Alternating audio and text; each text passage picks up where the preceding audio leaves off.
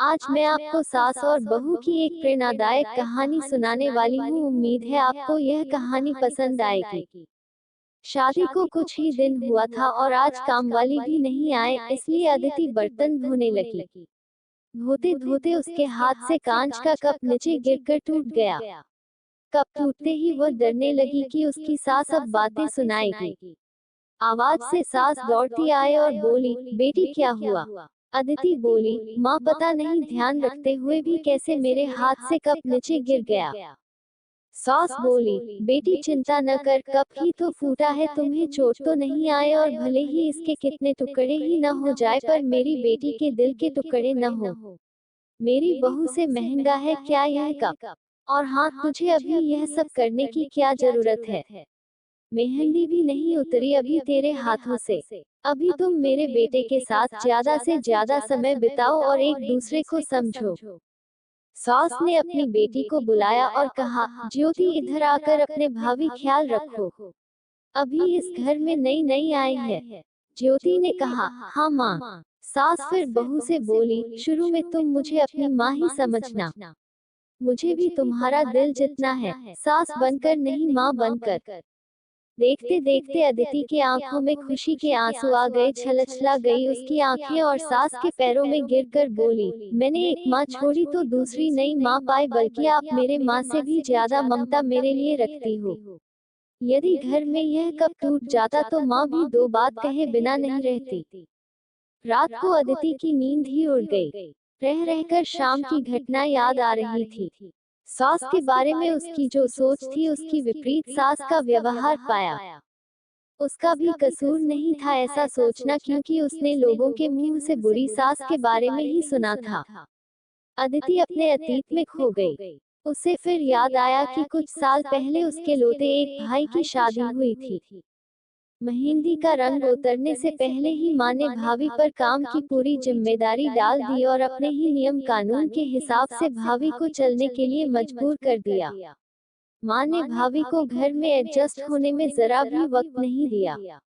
भैया भाभी को बाहर ले जाते तो माँ का मुंह फूल जाता और बोलते कि हर समय भाभी को साथ ले जाने की क्या जरूरत है। कभी भी भाभी को खुली हंसी हंसते नहीं दिखा। समय के साथ भाभी ने सहना छोड़ दिया फिर और घर में हर रोज झगड़ा होने लगा। एक दिन भाभी के हाथ से कांच का गिलास नीचे गिरकर टूट गया। माँ चिल्लाने लगी कि कितनी कीमती गिलास टूट दिया। किसी न किसी बात पर वह भाभी पर चिल्लाती। भाभी भी गुस्से से बोल देती थी कि माँ मैं तो बैठी खाती हूँ, आप तो खड़ी खड़ी खाते हैं। जब से आए हूँ तब से रोज दो दो चार जाली कोटी न सुना दो, तब तक आपको चैन ही नहीं मिलेगा। कभी मेरे माँ को तो कभी मेरे बाप को। हमेशा मेरी मायके वाली को कोसती रहती हो। ऐसे ही माँ और भाभी एक दूसरे के साथ बहस करती रहती थी।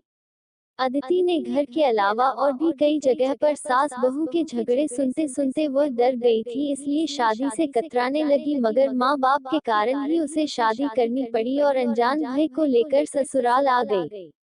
पर आज की घटना से उसकी सोच बदल गई कि सब सास और बहू एक जैसी नहीं होती।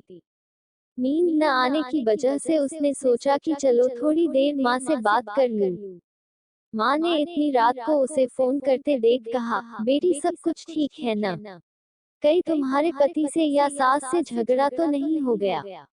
अदिति बोली, नहीं माँ ऐसा कुछ नहीं है। मालूम है माँ, आज मेरे साथ से कांच का गिलास नीचे गिर गया तभी सास आ गई। मेरे आगे बोलते ही मेरे सास ने बोलना शुरू कर दिया, बेटा फिर तेरे सास के चिल्लाने पर तूने अच्छा सा जवाब दे दिया न? एक हाँ बेटा, कभी भी दबकर नहीं रहना। तुम एक पढ़ी लिखी अच्छी लड़की हो, तुम में कोई कमी नहीं है, इसलिए कभी भी सुनना मत। तभी बात को काटते अदिति बोली, माँ अब बस करो। मैं अपने दूसरे माँ के खिलाफ कुछ नहीं सुन सकती। माँ थोड़ा आश्चर्य हो गई और बोली, यह क्या बोल रही हो? अदिति बोली, हाँ माँ, आज मेरे हाथ से जब कप गिरा तो मेरे सास ने बिल्कुल भी मेरे साथ बुरा व्यवहार नहीं किया। अंत में अदिति बोली, अब आप समझ गई न सारी बात? माँ एक और बात कहनी थी, आप बुरा तो नहीं मानोगे? उसकी माँ बोली, हाँ बोल बेटा। अदिति बोली, माँ काश आप भी मेरी नई माँ के साथ भाभी की तरह व्यवहार करती तो शायद भैया और भाभी अलग घर में नहीं रहते। अपनी बेटी की यह सब बातें सुनकर उसे एहसास हुआ कि उसने अपने बहू के साथ गलत व्यवहार किया था। उसकी बेटी ने उसकी आंखें खोल दी। अदिति उससे पहले कुछ बोलती तभी उसकी माँ बोली, अदिति अब जब तू यहाँ आएगी तो पूरे परिवार को एक साथ पाएगी। अब फोन रख, मुझे बेटे और बहू की स्वागत की तैयारी करनी है। शादी के बाद नई जिंदगी की शुरुआत में अगर आज सास समझदारी से काम नहीं लेती, अपनापन नहीं जताती तो शायद शुरुआत की नींव ही कमजोर होने से पूरी जिंदगी आपस में दरार पड़ जाती है। कप को फूटने से कोई नहीं रोक सकता, लेकिन प्रेम को टूटने से तो हम रोक सकते हैं। कांच के टुकड़े हो जाए पर घर के टुकड़े न होने दे। अपने घर में प्रेम का वातावरण बनाए रखिए, एक दूसरे को समझे, एक दूसरे की इज्जत करे तो घर स्वर्ग बन जाएगा। घर नर्क से स्वर्ग में बदल सकता है यदि बहू सास को माँ मान ले और बहू सास बहू को बेटी मान ले।